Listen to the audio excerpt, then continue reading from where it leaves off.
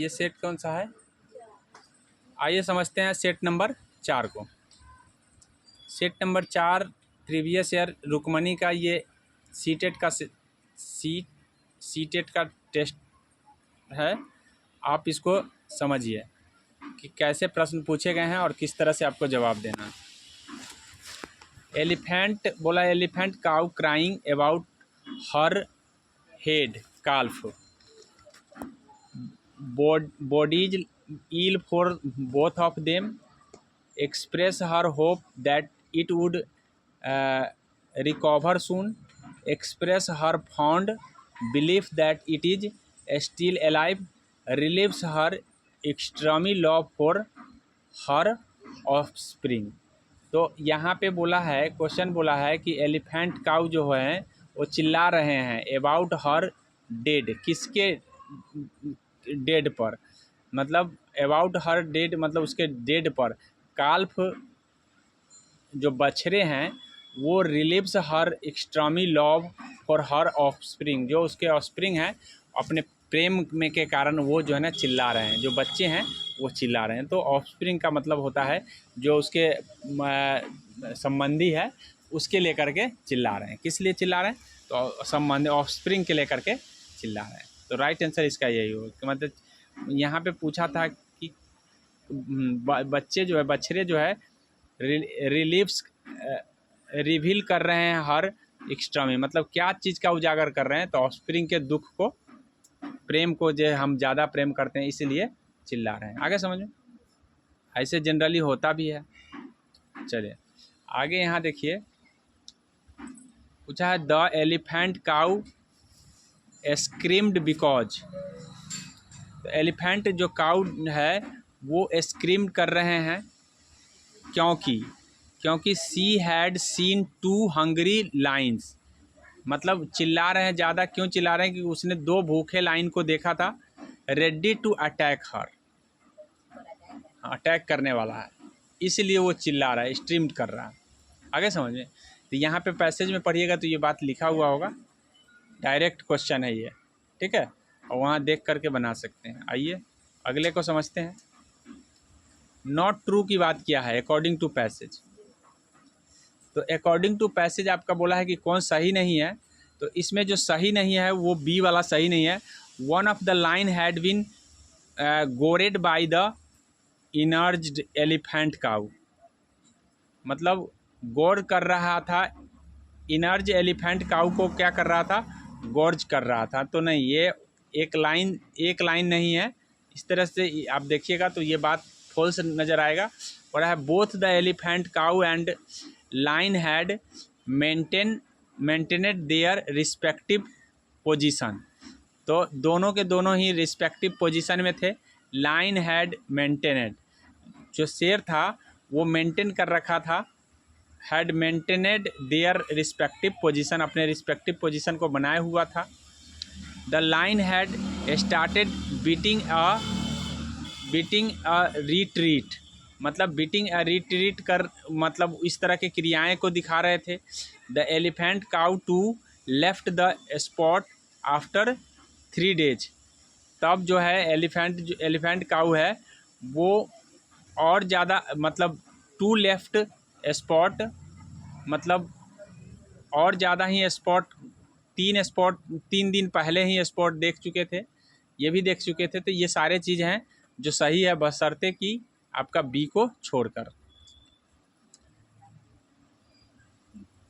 Purpose of the author is to, मतलब इस author का, मतलब यहाँ पैसेज का क्या पर्पस है ऑथर के अकॉर्डिंग, ये बोला है। तो इसमें पैसेज जो है ऑथर के अकॉर्डिंग,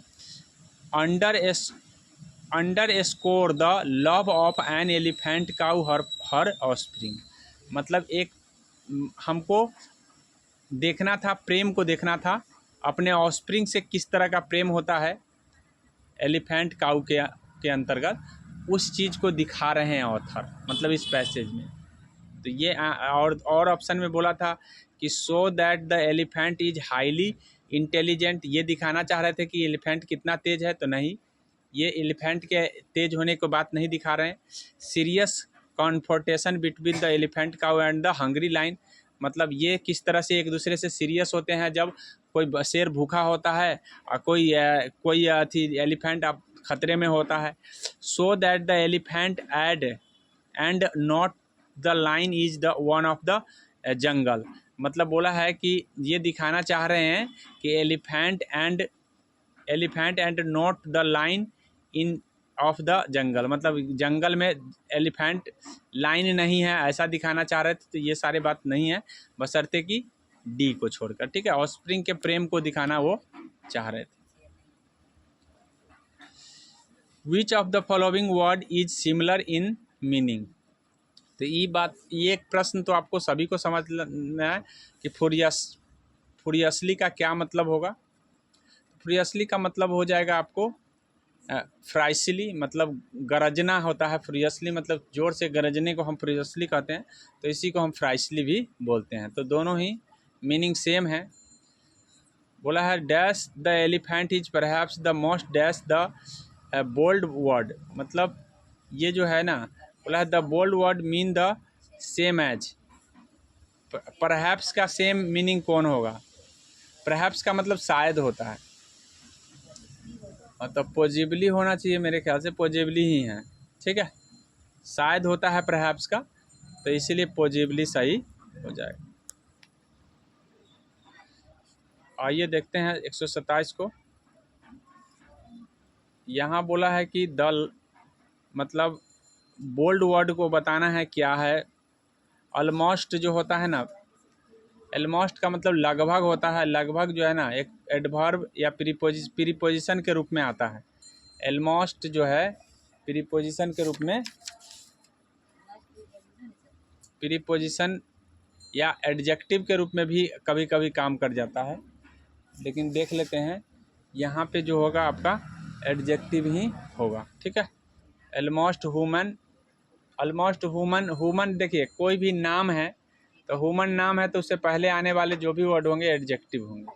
तो यहाँ पे एडजेक्टिव है, ये बात समझ लीजिए. इतना बात तो ज़रूर ध्यान रख लीजिएगा, इसीलिए एडजेक्टिव इसका राइट आंसर. कह रहा है कि सेंटेंस में कंटेन एन ईरर. कौन ईरर है. 4 बेबीज ब्रेस्ट फीडिंग. आगे है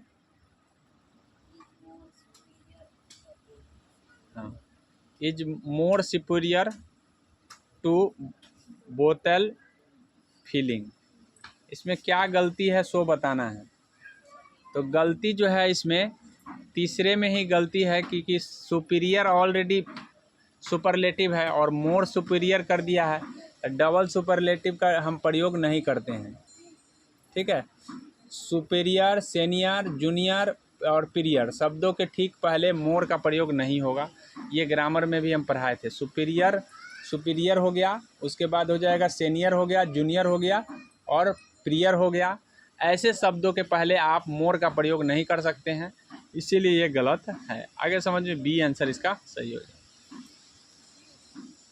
बी होगा. तीसरा में गलती है तो तीसरा बी में दिया हुआ. ठीक है, आइए इस पैसेज के अकॉर्डिंग पढ़ते हैं. इस पैसेज के अकॉर्डिंग पहला प्रश्न आपसे पूछा था कि Thimmakka decided her life to planting trees because. Thimmakka नाम का कोई व्यक्ति है जो डेडिकेटेड है, मतलब एकदम पूरा डेडिकेट है, लीन है हर लाइफ अपने जीवन में टू पेंटिंग करने के लिए. ठीक है, पेंटिंग ट्रीज प्लांट को. क्यों ऐसा क्यों है ये चीज़ बोला गया है. तो ऐसा इसलिए है कि सी कुड नॉट हैव चिल्ड्रेन. ठीक है, उसके पास चिल्ड्रेन बच्चे नहीं हैं, ये चीज़ बोला.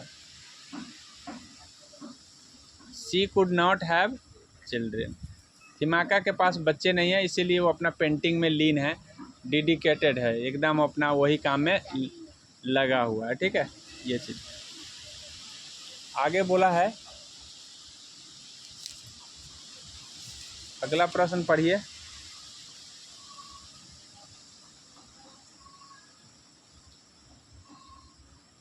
क्या कहा है पहले क्वेश्चन का मतलब बता सकते हैं कोई. बताइए तो, कोई हिंदी में हमको बताइए तो इसका क्या मतलब होगा. डिसाइड है यहाँ पे. थिमाका डिसाइड टू प्लांट बनियान ट्रीज इन द, प्लांट करने का मतलब रोपने का, डिसाइड किया है। हाँ, डिसाइड टू प्लांट मतलब पेड़ रोपने का, बनियान पेड़ रोपने का डिसाइड किया है इन विलेज नियर बी, अपने गांव के नज़दीक। क्यों ऐसा क्यों किया है, क्योंकि बताना है हमें। तो ये डिसाइड इसलिए किया है कि मैं आपको बता दे रहा हूँ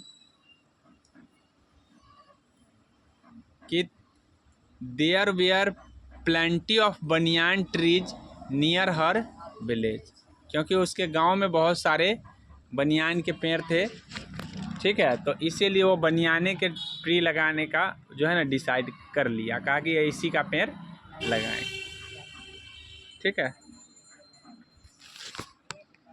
आगे समझ में। तो ध्यान रखिएगा ऐसा प्रश्न। अगले प्रश्न को पढ़िए, क्या कहा है। तो नॉट ट्रू कहा है अकॉर्डिंग टू पैसेज, मतलब पैसेज के अकॉर्डिंग इसमें कौन सही नहीं है। तो पैसेज के अकॉर्डिंग ये इसमें सी सही नहीं है।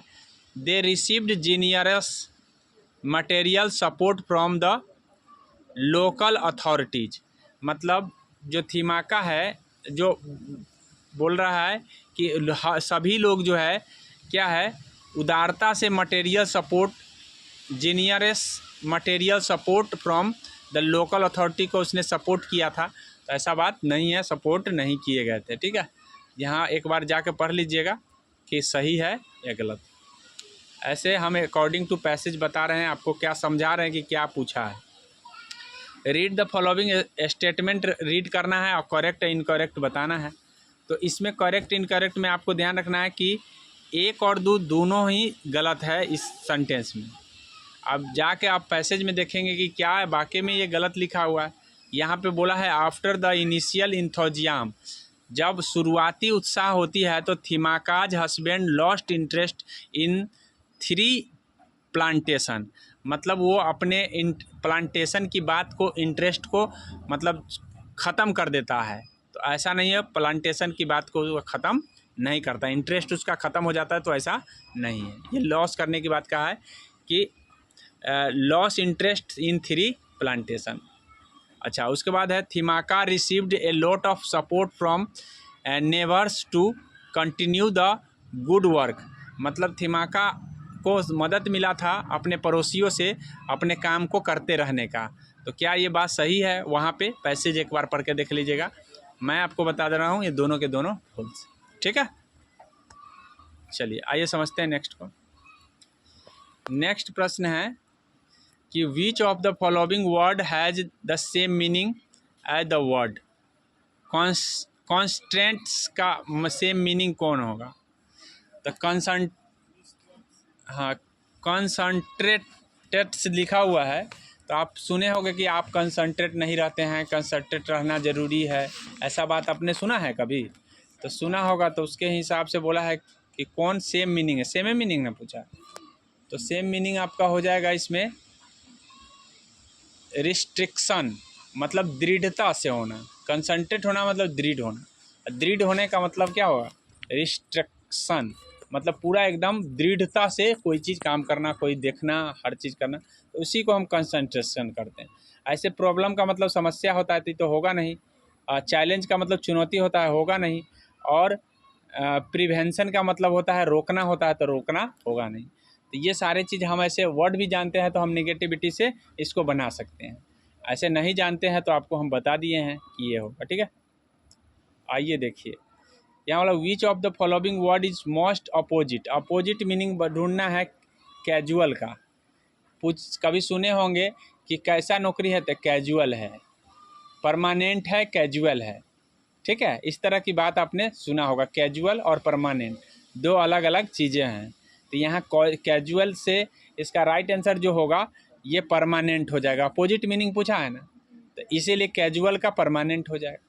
कैजुअल का मतलब होता है परमानेंट नहीं होना, आगे ना समझ में, तो इसका उल्टा मीनिंग परमानेंट हो जाएगा, बात समझे। तो इस तरह के आप ध्यान रखना है। चलिए आइए देखते हैं, कह रहा है ईरर को ढूंढना है कि इसमें ईरर कौन है।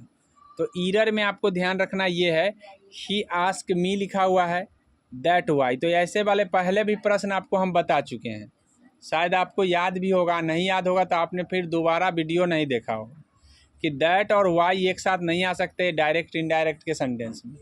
इसीलिए बी दूसरा गलत है, दूसरा बी में दिया हुआ है, राइट आंसर आपका बी हो जाएगा। आइए समझते हैं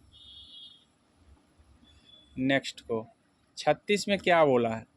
36 से तो आपका पैराग्राफ ख़त्म हो जाता है, लेकिन शायद पैराग्राफ 36 तक ही दिया होगा। विच of the following true first language equation. First language equation के लिए कौन सत्य है? ऐसा फर्स्ट लैंग्वेज एक्वेशन भी हम शायद बताए हैं, हमको ध्यान है। It is acquired naturally. हाँ, एक्विजिशन जो है एक्वायर्ड नेचुरली होगा। ठीक है, आगे समझते हैं।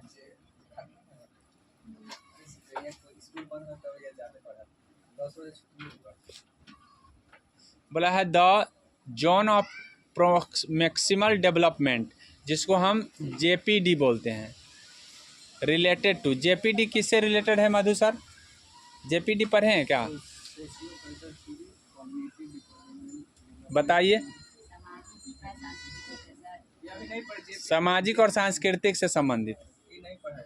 हाँ, तो जेपीडी नोट कर लीजिएगा। जेपीडी जो है ना, सामाजिक और सांस्कृतिक थ्योरी से संबंधित है जेपीडी, जिसको हम जोन ऑफ प्रोक्सिमल डेवलपमेंट बोलते हैं। आगे समझ में? आइए नेक्स्ट को समझते हैं। द ऑब्जेक्टिव ऑफ निपुण भारत मिशन। ठीक है, निपुण भारत मिशन का जो मेन उद्देश्य है, ऑब्जेक्टिव मतलब उद्देश्य है, that the child must gain performance in reading and writing when the child. कहाँ कहाँ पर अच्छा परफॉर्मेंस करेंगे ये निपुण भारत मिशन के तहत? इंटर स्कूल में, कौन से स्कूल में करेंगे ये चीज़ बोला गया है। तो ये ध्यान रखिएगा, 3 क्लास वाले को करना है निपुण भारत के तहत। किस क्लास में? राइटिंग और रीडिंग स्किल तीसरे क्लास में करा देना है। ठीक है, इस बात को निपुण भारत के तहत राइटिंग और रीडिंग दोनों स्किल तीसरा में हो जाना चाहिए।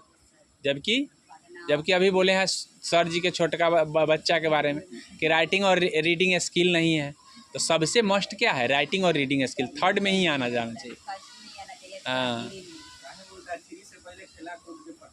हाँ, तो मैंने आपको बता दिया है, ये आपको भी जानकारी होनी चाहिए। ठीक है, the smallest meaning unit of sound in a language. जो साउंड बोला है कि स्मॉलेस्ट मीनिंग, छोटा से छोटा मीनिंग क्या होगा? Unit of sound. Unit of sound in language, जो unit of sound in language जो होता है उसकी छोटी मीनिंग को हम क्या कहते हैं? तो इसी को हम फोनोनिम बोलते हैं। फोनिम बोलते हैं, फोनोनिम कहिए या फोनिम। ठीक है, फोनिम तो पढ़े होंगे, तो ये सिंपल भाषा में याद रखिएगा। फोनिम क्या है? यूनिट ऑफ साउंड है इन लैंग्वेज। ठीक है, जो स्मॉल मीनिंग को दिखाता है, सबसे छोटा मीनिंग को दिखाता है। ऐसा हम उस दिन बता रहे थे मधु सर, तो उसमें लिखा हुआ है, बात समझे? तो ये सारी चीज़ है कि जो आपको याद रखने की ज़रूरत है। फोनिम इसी को कहते हैं। तो सिंपल भाषा में आप इसको लिख के याद कर लेंगे, ज़्यादा बेटर रहेगा। आइए समझते हैं नेक्स्ट को। The stage when an infant in capable of producing open vowel sound at the age of 2 and 3 month। यहाँ पे बोला है कि वह स्टेज जब बच्चे जो है ना कैपेबल हो जाते हैं प्रोडक्शन के लिए, ओपन प्रोडक्शन के लिए, vowel sound and age of 2 से 3 मंथ के लिए, इसको हम क्या कहेंगे? उसको क्या कहेंगे बताइए? उसको हम बेबलिंग कहेंगे, कूइंग कहेंगे, वन वर्ड एंट्रेंस कहेंगे, या मोर फैमी कहेंगे। तो उसको हम कूइंग कहते हैं। हाँ, कूइंग कहते हैं, याद रखेंगे। ये चीज़ आपके एग्ज़ाम के दृष्टि से महत्वपूर्ण होगा इस बात। आवाज़ निकालना, वोवेल साउंड निकालना शुरू कर दो। बोला है Kabir is fluent in 6 different language, मतलब 6 लैंग्वेज में इनफ्लुएंट है, मतलब अलग अलग भाषा में फ्लुएंट बोल लेता है या फ्लुएंट है। This language ability makes him a, ये एबिलिटी उनको क्या बनाता है? बाइलिंगुअल स्पीकर, पोलीग्लोट बनाता है, मोनोलॉजिकल स्पीकर बनाता है, या लिंग्विस्ट बनाता है। तो हमने इससे पहले भी बताया है कि बाइलिंगुअल का मतलब होता है 2 भाषा में निपुण होना, ठीक है, और मोनोलॉग का मतलब एक भाषा में निपुण होना। लेकिन यहाँ पोलीग्लोट अनेक भाषा में निपुण होने की बात सिखाता है, 2 से अधिक। तो राइट आंसर यहाँ हो जाएगा पोलीग्लोट। आगे समझ में। और लिंग्विस्टिक तो भाषाविद होता है, वो तो भाषा के ज्ञाता को हम लिंग्विस्टिक कहते हैं। अब देखिए, बोला है Piaget state that for the child's all around intellectual development dash. पियाजे के हिसाब से इंटेलेक्चुअल डेवलपमेंट डैश है, किसको कह रहे हैं इंटेलेक्चुअल डेवलपमेंट? तो language is the most important aspect, पियाजे के अकॉर्डिंग है। Language is the most important aspect, मतलब सबसे मुख्य वस्तु कौन है? तो लैंग्वेज, पियाजे के अकॉर्डिंग ये चीज़ बोला गया, ठीक है। मोस्ट, सबसे डेवलप, अगर बच्चे को डेवलप्ड होना है तो उसका लैंग्वेज जो है ना मोस्ट वस्तु माना जाएगा। ऐसे और भी चीज़ें लिया, लैंग्वेज हैज नो रोल, तो ऐसा गलती लिख दिया है। Language is just one aspect, मतलब एक ही मात्रा है, ऐसा बात नहीं है, खाली लैंग्वेज नहीं है लेकिन लैंग्वेज मोस्ट है, बात समझे। बोला है language is not a part of the development, तो ऐसा नहीं है। तो सब निगेटिव वाले को काट दिए, पॉजिटिव वाले आंसर। आगे समझ में आइए, इसको देखिए और समझने का प्रयास कीजिए। टीचर ऑफ क्लास 5 हैं, वो टेल्स ए स्टोरी टेल कर रहे हैं in the common language of the classroom, साधारण लैंग्वेज के क्लासरूम के साधारण लैंग्वेज में। And divides her class into group of 5, और 5 ग्रुप में क्या कर रहे हैं? अपने क्लास को डिवाइड कर रहे हैं। See then ask her learners to tell her peers in the language none the them. Learner in each group tell the story to one another in about 8 language. What is the strategy known as? 8 language, मतलब अब ऐसी स्थिति में 8 language में वो कहानी चला गया, ठीक है। कितने लैंग्वेज में? 8 लैंग्वेज में। तो ये बोला है what is the strategy non age, ऐसे स्ट्रेटजी को हम क्या कहेंगे? ऐसे स्ट्रेटजी को आप मल्टी लैंग्वेज में कहेंगे, क्योंकि बहुत सारे भाषा लोग सीख लिए, बहुभाषिकता कहेंगे। आगे समझिए, चलिए। First language acquisition is dash, तो फर्स्ट लैंग्वेज एक्विजिशन किसको कह रहे हैं हम? आइए ऑप्शन को देखते हैं। ए नेचुरल प्रोसेस इसको मानते हैं, अभी पढ़े हैं नेचुरल प्रोसेस को हम फर्स्ट। यही क्वेश्चन दोबारा आया है, क्योंकि इससे पहले ये क्वेश्चन में था, वहाँ ऑप्शन में था फर्स्ट एक्विजिशन, ठीक है, लेकिन यहाँ पे उल्टा पूछ दिया है, तो इसलिए ये नेचुरल प्रोसेस को हम कहेंगे। किसको कहेंगे? Natural process. आइए समझते हैं नेक्स्ट को। A classroom in which children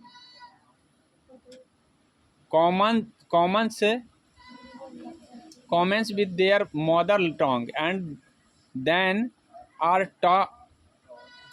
taught additional language in called, मतलब ये यहाँ बोला है कि क्लासरूम जो है, चिल्ड्रेन जो बच्चे जहाँ कमेंट्स कर रहे हैं with the there mother tongue, अपने मातृभाषा में, एंड देन आर टॉट, और सीख रहे हैं एडिशनल लैंग्वेज में, ऐसे को क्या कहा जाएगा?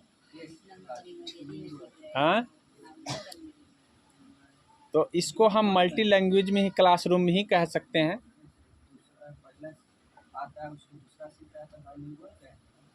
दूसरा नहीं, एडिशनल लैंग्वेज का मतलब और भी जो भी लैंग्वेज जुड़ रहा है सब में सीख रहा है। एडिशनल वन लैंग्वेज नहीं ना बोला है, तो हम इसको मल्टी लैंग्वेज क्लास कहेंगे, क्योंकि एडिशनल और भी जुड़े हुए लैंग्वेज में वो सीखे जा रहे हैं, तो हम इसको कहेंगे मल्टी लैंग्वेज। आगे देखिए, while moving from formal to informal modes. हाँ, मूविंग जो हो रहा है वो formal to informal modes of the speech in the same spoken idea, the monolingual speaker engage in किसमें इंगेज है, ये चीज़ बोला जा रहा है। ठीक है, एस बोला है सोशियो लैंग्विस्टिक्स में इंगेज है, या कोड स्विचिंग में इंगेज है, या कोड मिक्सिंग में, या डिफरेंट में। तो यहाँ पे while moving formal to informal modes. अब इन फॉर्मल से इनफॉर्मल मोड है तो ये स्विचिंग कहाएगा। क्या कहाएगा? स्विचिंग कहाएगा, क्योंकि ये फॉर्मल से इनफॉर्मल मोड में जा रहे हैं, तो इसको हम स्विचिंग, कोड स्विचिंग कहेंगे। क्या कहेंगे? कोड स्विचिंग कहेंगे। कोड स्विचिंग क्या होता है एक बार बता देते हैं। The process mention in the statement is called code switching, और इसको हम लैंग्वेज एंड अल्टरनेशन भी कहेंगे। लैंग्वेज अल्टरनेशन भी इसका नाम होगा, नहीं तो कोड स्विचिंग कहेंगे। अल्टरनेशन कहिए या स्विचिंग कहिए, दोनों ही सेम है। आ गया? Alternation it occurs when the speaker switching between two और मोर लैंग्वेज। जब ये स्विचिंग एक से बहुत सारे लैंग्वेज में स्विचिंग होता है, तो while moving formal to informal. ठीक है, एक से अधिक भाषा में जब स्विचिंग होगा तो फॉर्मल से इनफॉर्मल होता है, जैसे मैंने बताया। आगे समझे? आइए, ये पढ़ लीजिए आप लोग। एक क्लास टीचर हैं 5 के। Gives a set of 3 words like water, land, sky. ठीक है, and ask them to find word which can benefit the word which appear before or after the words. Learners are able to make 20 words phrase out of the given words. What is this? मतलब बच्चे इस word से 20 word मतलब उसको phrase बना दिए हैं, word और फ्रेज बना दिए हैं जोड़ के। तो बताइए ऐसे को हम क्या कहते हैं? What is the strategy non? ऐसे स्ट्रेटजी को हम क्या कहेंगे? ऑप्शन में देखते हैं। ऑप्शन में दिया है वर्ड वेब कहेंगे, या कोलोकेशन कहेंगे, वोकाबुलरी कहेंगे, माइंड मैप कहेंगे। तो हम इसको कोलोकेशन कहेंगे। ठीक है, तो कोलोकेशन याद रखिएगा कि मतलब कुछ वर्ड से बहुत सारे वर्ड बना देना कोलोकेशन है। आगे समझ में? ऐसे इसमें दिया है, मैं आपको बता देता हूँ कि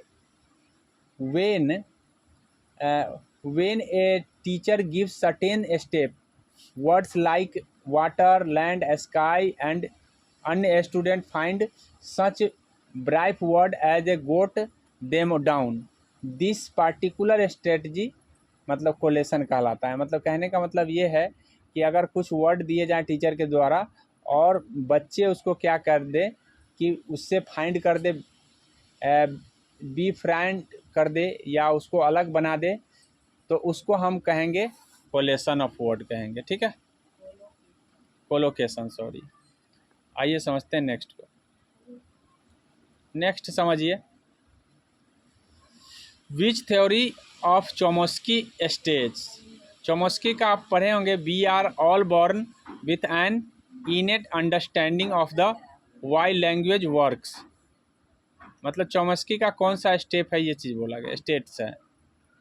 सिंग लैंग्वेज है, यूनिवर्सल ग्रामर है, बेसिक एजुकेशन है, या अप्लाइड। तो यूनिवर्सल ग्रामर के अंतर्गत इसको रखा गया है, पहले भी हो चुका है यूनिवर्सल ग्रामर। आगे देखिए, multilingual education is process in which learners commence with dash before learning additional language in school. क्या हो जाएगा? मदर टंग हो जाएगा, अभी हुआ है। हाँ, मतलब multi language education is process in which learner commence with dash, मतलब कमेंस करेंगे मदर टंग में तभी मल्टी लैंग्वेज में होगा। बिफोर लर्निंग एडिशनल लैंग्वेज, मतलब एडिशनल लैंग्वेज से पहले मदर टंग होगा। क्या हो जाएगा? Mother tongue. ये चीज़ बोला, वही चीज़ को रिवर्स कर दिया। आगे चाहिए समझ में ना। तो ये दोनों ही क्वेश्चन सेम नेचर के थे। अच्छा, अब लास्ट क्वेश्चन है आपका, in the pedagogical practice of the second language structure are the better assimilated through dash। तो याद रखिएगा कि ये meaningful interaction with the interesting content, मतलब ये मीनिंगफुल होगा और इंटरेक्शन को बढ़ाएगा, साथ में इंटरेस्टिंग कंटेस्ट भी बनाएगा। अगर हम पैडागोजिकल सेकेंड लैंग्वेज के रूप में हम अगर करते हैं, ऐसे मतलब मिला के करते हैं, तो ये चीज़ बोला गया है कि उससे क्या होगा, बच्चों में इंटरेस्ट बढ़ जाएगा, अट्रैक्शन बढ़ जाएगा, ये चीज़ बोला है। तो राइट आंसर इसका बी हो जाएगा। आशा करते हैं इस बात को आप समझे होंगे और समझ के आगे अपने परफॉर्मेंस को बढ़ाएंगे। बढ़ा लीजिएगा तो शायद आपका कल्याण हो जाए, यही मेरी इच्छा है।